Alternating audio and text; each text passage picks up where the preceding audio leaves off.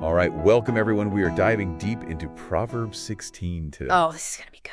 Proverbs 16. It's packed. It's a treasure chest. It is. It really is. It's like life, faith, how to navigate the world. Everything's in there. It's all in there.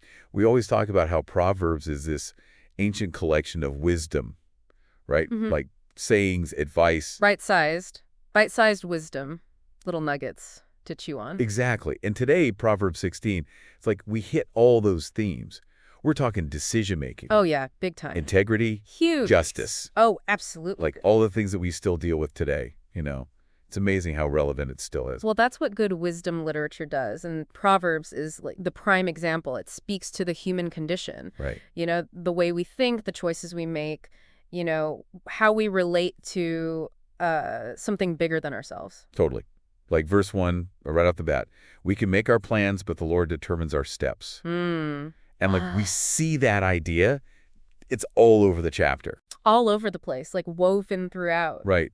It reminds me of that saying, man plans and God laughs. Yeah, it is. It's this dance, this fascinating dance between human agency and divine guidance. Oh, yeah. And, you know, that's something theologians have debated for centuries. Right. Like free will, or is everything predetermined? Yeah. Proverbs 16 doesn't give us a definitive answer, but it makes you wrestle with it. It does. Wrestle with those big questions. It's so interesting because it's not like a rule book. It's not like, here's the 10 Commandments. Right. It's like, think about this. Wrestle with this. Exactly. And, you know, speaking of wrestling with some big ideas, Yeah. Proverbs 16 does not shy away from tough topics. Pride. Ooh, pride. Big one. And you see these warnings against pride. Verses 5, 18, 19. And they're stark warnings. Yeah. Pride goes before destruction, a haughty spirit before a fall. I mean, it's like almost a universal law, a law of gravity. It's true. Climb that ladder of pride, you're going to fall. Yeah.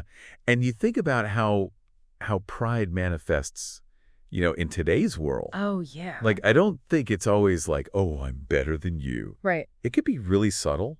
Absolutely. Absolutely. Like, you know, just overly focused on your own achievement. Wait. Needing that validation all the time. Validation. Yes. Not taking feedback well.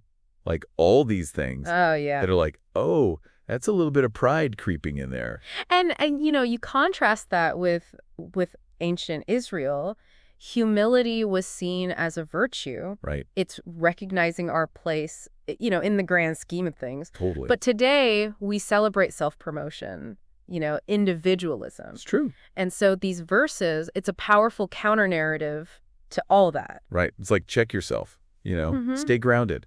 Remember, there's always more to learn. Yeah, always more to learn. But you know what I love about Proverbs 16? It's not all doom and gloom. Oh, no. It's not all like watch out warnings, you know. There's this verse, it's verse 16, and every time I read it, how much better to get wisdom than gold, to get insight rather than silver. I mean, it's beautiful. Oh, come on. The imagery, right? Yes. You know, wisdom, it can be so abstract, Right. elusive, hard to grasp, but there it makes it tangible, makes it valuable. Forget the bling. Yes. Wisdom, that's the real treasure. Wisdom is the treasure. And then you think you're just talking about, you know, your own personal growth. Right. And then Proverbs 16, it's like, boom, they throws you into leadership and justice. Oh, yeah. Like verses 10 through 13, they paint this picture of a just king who values fairness, honesty, wise counsel. And that, you know, that image, it would have resonated so deeply with the original audience. That's that. Because for them, the king was God's representative on earth. Oh, wow. And, you know, his decisions impacted everyone, you know, the well-being of the whole nation. It's a lot of pressure. It is. But it's such a good reminder that leadership, it's not about power. It's not about prestige. Yeah. It's about serving others, upholding justice, making decisions that benefit the common good. It makes you think about who we choose to lead us today. Absolutely. And, you know, speaking of impactful actions, Yeah. the Proverbs 16 puts a lot of emphasis on our words. You know, verses 13 to 15, 21 to 24, and 27 and 28, they all highlight how our words, they can build up or they can tear down. Yeah. You know, it reminds me when I was in high school and I overheard some classmates gossiping about another student. Oh, And even though I didn't say anything, right. I wasn't part of it. Mm-hmm. Just hearing those words, they were Marsh. And it stuck with me for a long time. Wow. And it made you realize how quickly careless words can spread and the damage that they can do. It's true. And you think about how relevant that is now, with social media, the internet. Oh my gosh. Like, our words can reach so many people So fast. so quickly. It's scary. It is. It's a powerful reminder, to be mindful of what we say, both online and offline. Yeah. Proverbs 16 says, kind words are like honey, Mm. sweet to the soul. But it's not just about being nice. Hmm. It's about using our words for good, to encourage, to speak truth, build bridges, not walls.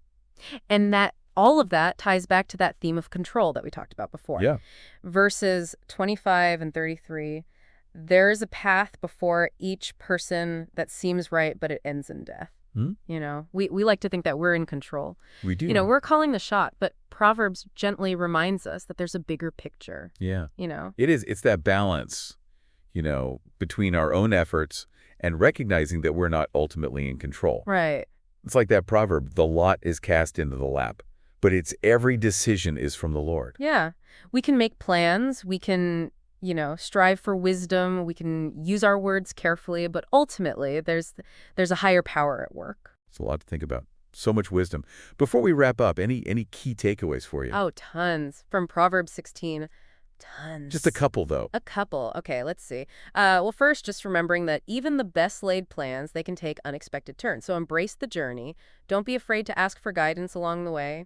And second, watch out for pride. It can really sneak up on you in the most unexpected ways. Choose humility.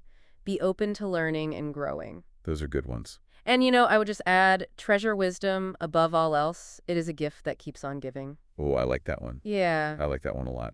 All right, well, until next time, keep seeking wisdom, keep asking questions. Keep diving deep. And keep diving deep into this fascinating world of ancient wisdom. So much to explore. All right, see you next time. See ya.